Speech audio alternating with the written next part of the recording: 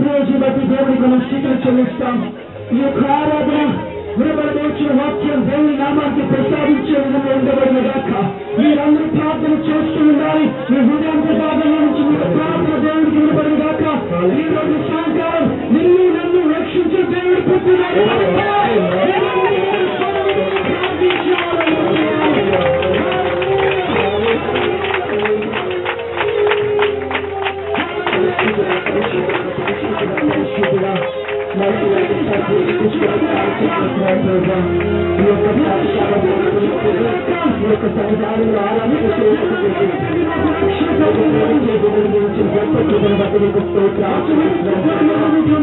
లోకాన్ని ప్రేమించి ప్రభు నీ యొక్క తండ్రి ప్రేమించే కుమారుడు ప్రభు పాపములను కలిగించిన గొప్ప దేవానికి స్తోత్రాలు చెల్లిస్తున్నారు తండ్రి ప్రభా.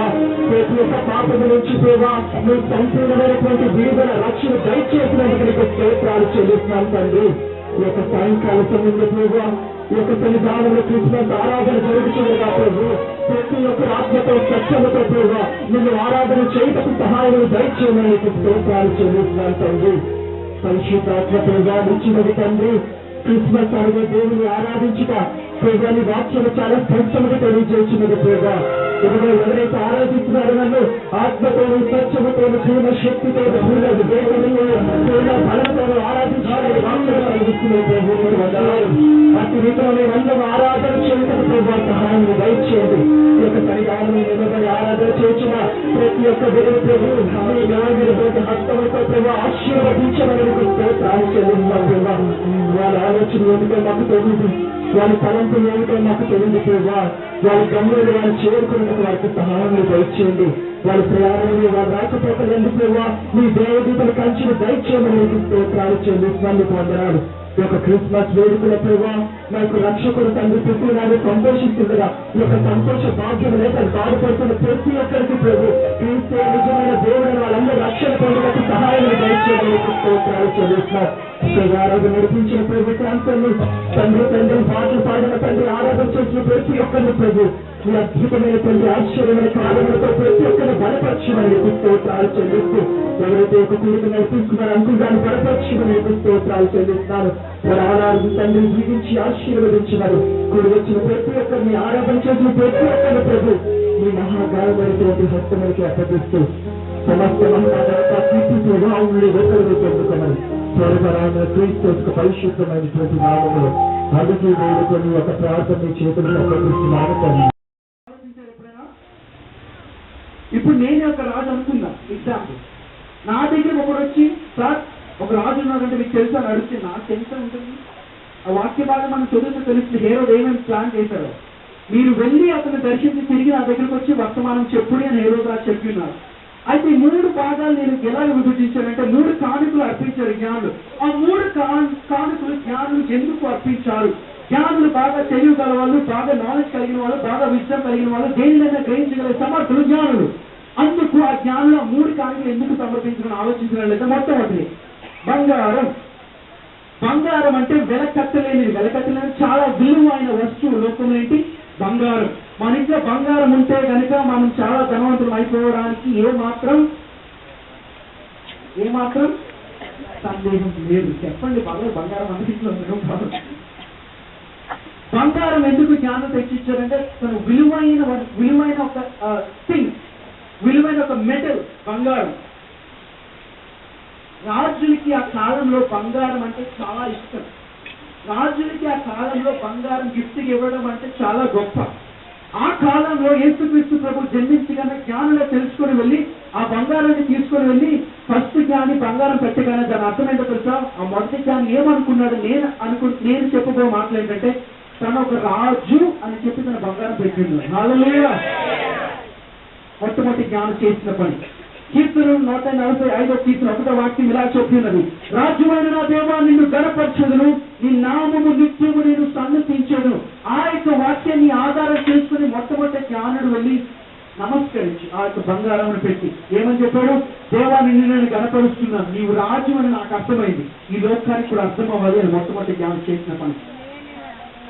సామెతలు 3వ అధ్యాయం 6వ వాక్యం అందరూ చదువు. సామెతలు 3:6 నీ ప్రవర్తన అంతటి యందు నీ ప్రవర్తన అంతటి యందు ఆయన ఆయన అధికారమును కోపుకొనుము.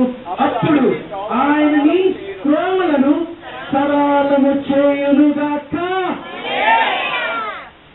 ఎవరు సరళం చేస్తారు? ఎవరికి అప్పగిస్తే సరళం చేస్తారు? దేవుడికి అప్పగిస్తే సరళం చేస్తారు. ఈ రాజులకు మన యొక్క జీవితాన్ని అప్పగిస్తే కరెక్ట్ గా మన జీవితం పరిపాలనగా సాగుతుందంట. హల్లెలూయా. యేసుక్రీస్తు ప్రభు నీ జీవితంలో నా జీవితంలో రాజుగా పరిపాలించినట్లయితే నీ జీవితంలో నా జీవితంలో ఏ కొద్దిగా రాదు. ఎందుకంటే ఒక రాజుగా ఉండాలంటే మనకు సకల సామర్థ్యం కలవాడై ఉంటేనే రాజు అని మనం పేరు పెడతాము. హల్లెలూయా. మొట్టమొదటి గిఫ్ట్ బంగారం. రెండవదిగా సామ్రాణి గురించి మనం చదువుదాం.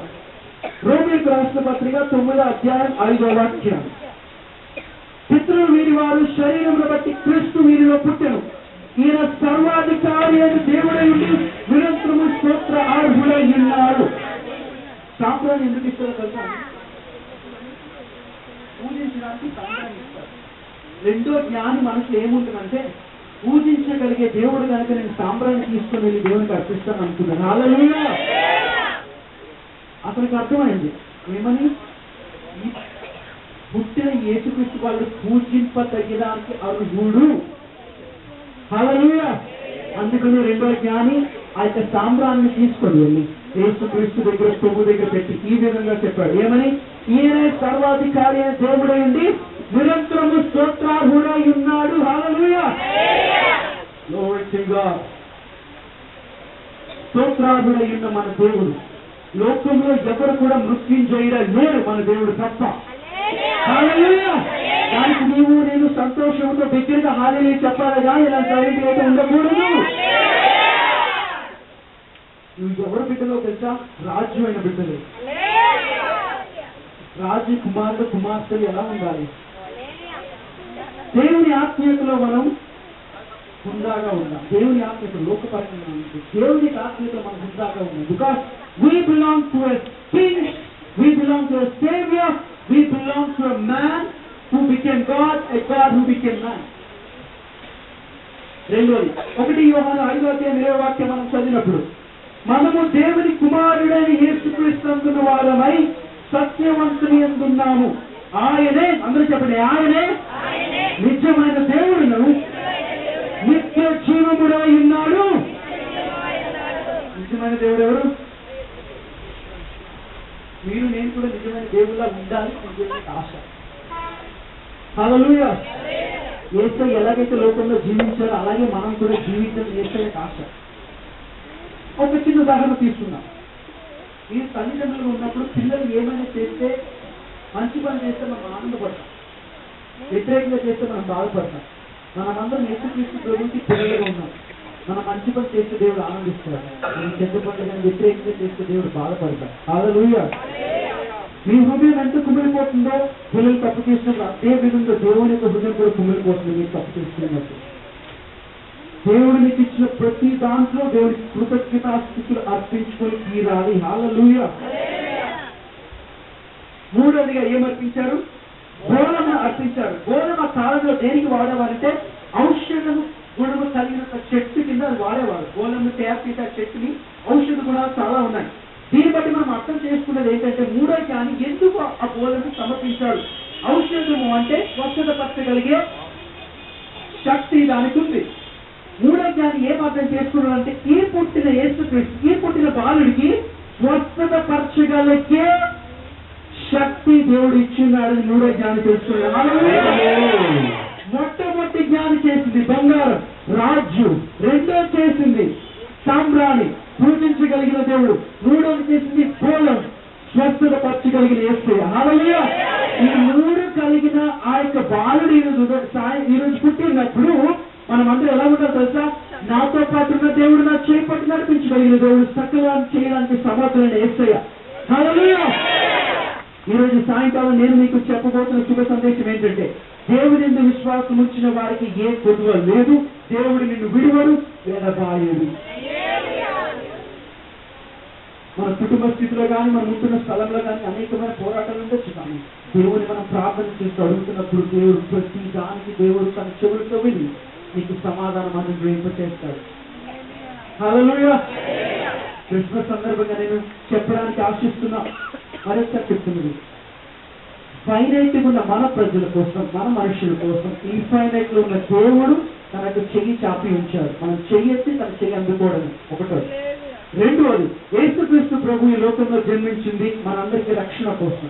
మూడవది, యేసుక్రీస్తు ఈ లోకంలో జన్మించింది మనకందరికీ మన పాప క్షమాపణ నుంచి విముక్తి కలిగించి తన యొక్క పరిశుద్ధ రక్తం ద్వారా మనల్ని పరిశుద్ధిగా చేయడానికి.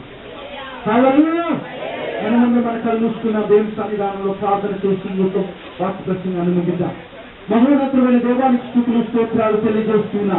దేవ ఈ సమయాన్ని గురించినందుకు వందనాలు తండ్రి. నువ్వు పూజనీయులు తండ్రి, నువ్వు ఆరాధీయులు తండ్రి. నీవే నా రాజ్యము, నీవు మా సకలము, నీవే సమస్తము తండ్రి.